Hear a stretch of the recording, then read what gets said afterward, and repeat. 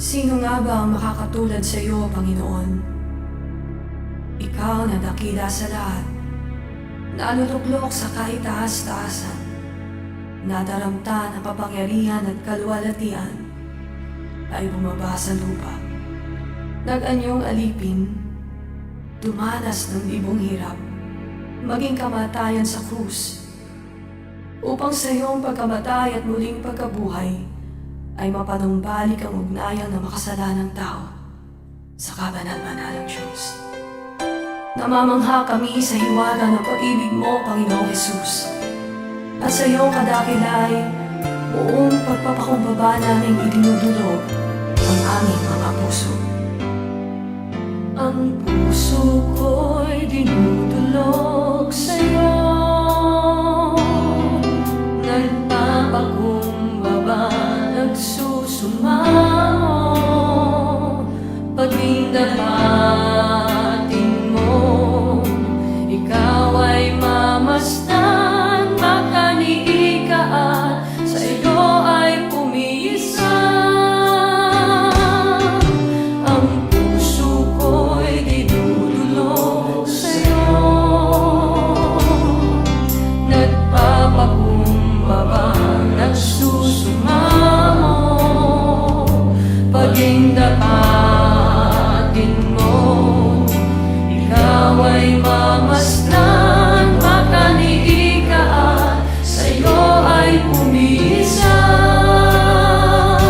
Naobin mo ang buhay ko'y maging banal mong tahanan, luklukan ng iyong wagas na pagsinta. Daluyan ng walang hanggang mga papurit pagsamba, maghari ka, O Diyos, ngayon at kailanman. Sa oras na ito, Panginoon, naririto po ang aming mga puso. Tanggapin mo ang hain ng pagsamba sa iyo. Hangin sa iyo,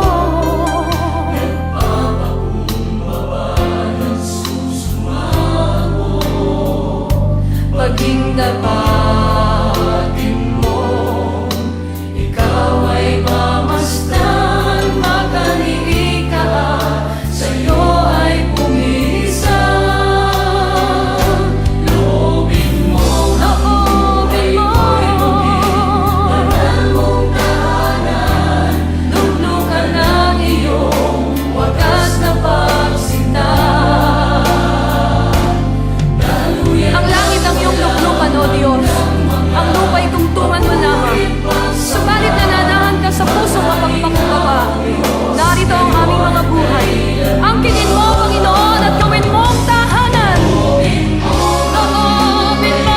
sa iyo,